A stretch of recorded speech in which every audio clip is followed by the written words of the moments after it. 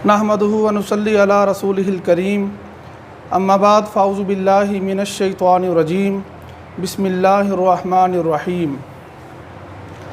क़ाल अल्लाहु तबारक व तआला फ़िल क़ुरानिल मजीद व इन कुंतुम जुनुबन फ़त्तहरू व क़ाल फ़ी मक़ामिन आख़र इज़ा कुंतुम इलस्सलाति फ़ग़सिलू वजूहकुम व अयदियकुम इलल मराफ़िक़ि वम्सहू बिरुऊसिकुम व अर्जुलकुम इलल काबैन। सदक़ल्लाहुल अज़ीम। अज़ीज़ तलबा,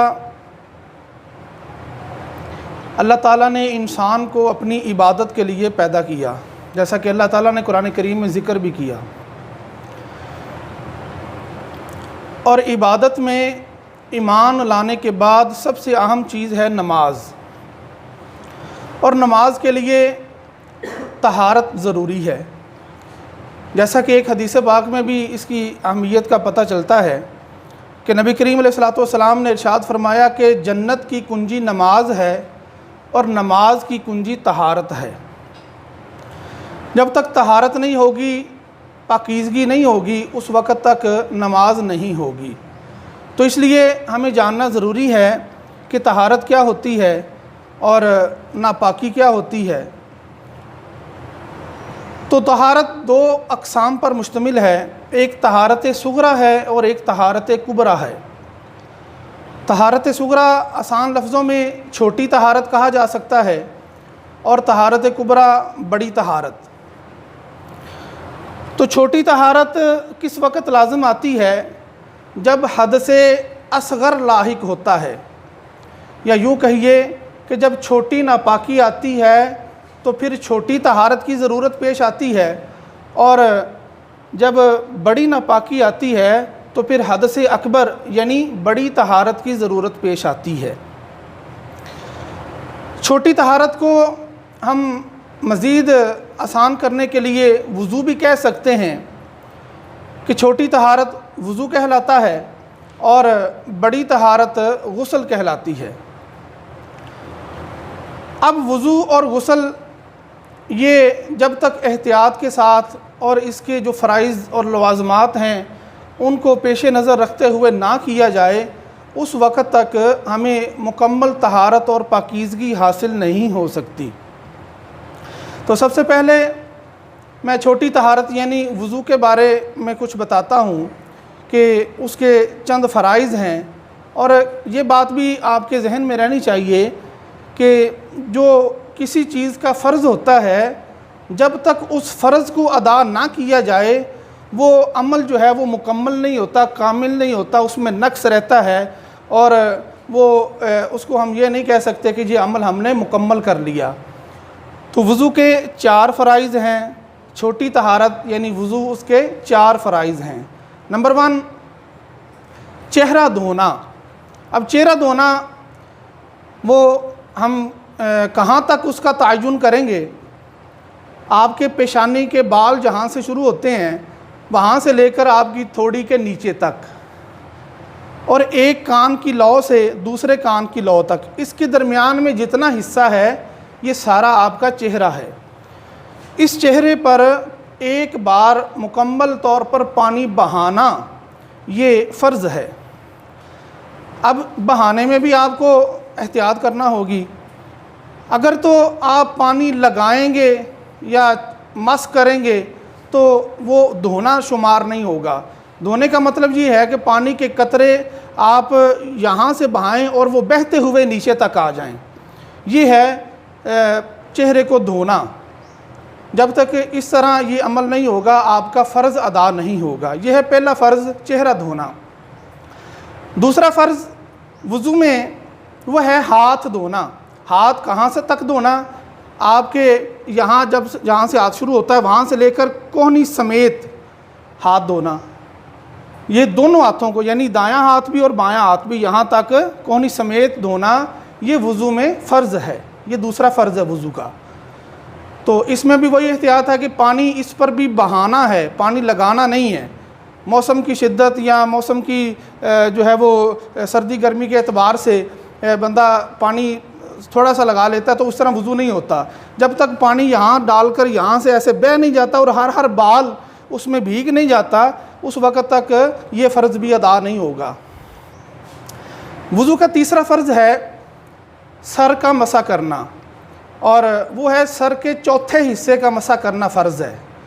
ये बात आपके पेश नज़र रहे कि चौथाई सर का मसा करना ये वज़ू के अंदर फ़र्ज़ है, और ये तीसरा फ़र्ज़ है।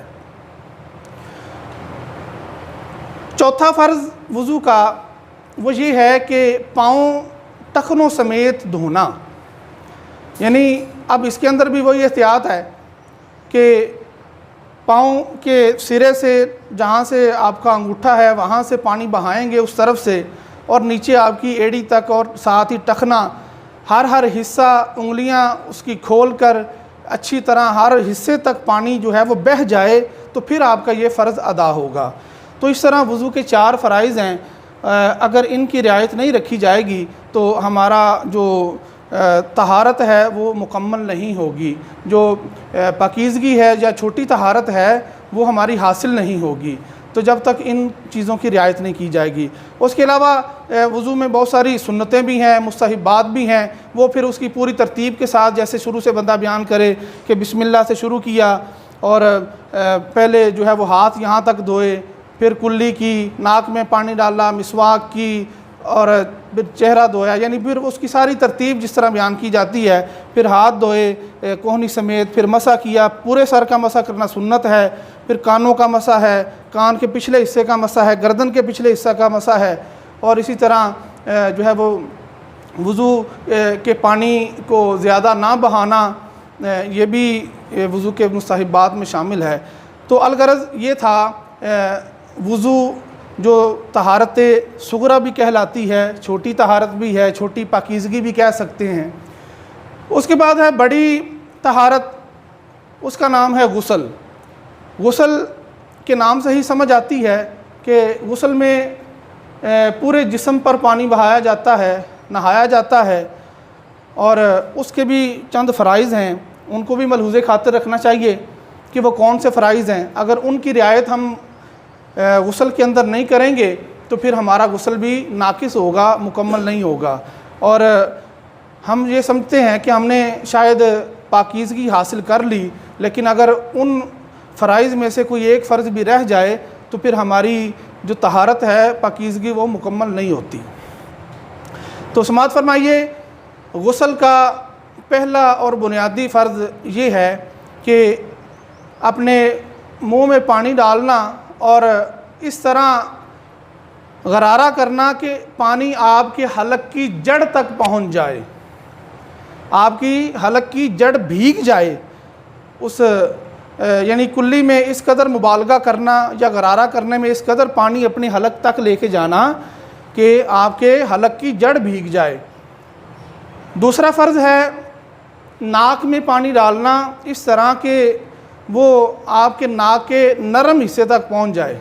यानी पानी शुरू में डालेंगे तो उसका तरीका ये होता है, या तो अपने सांस के ज़रिए पानी को खींचें और वो आपके ऊपर नरम हिस्से तक चला जाए, और या फिर पानी नाक में डालकर अपना मुंह ऊपर को करेंगे तो पानी वहाँ तक पहुँच जाएगा। इस तरह दूसरा गुस्ल का फ़र्ज़ अदा होगा।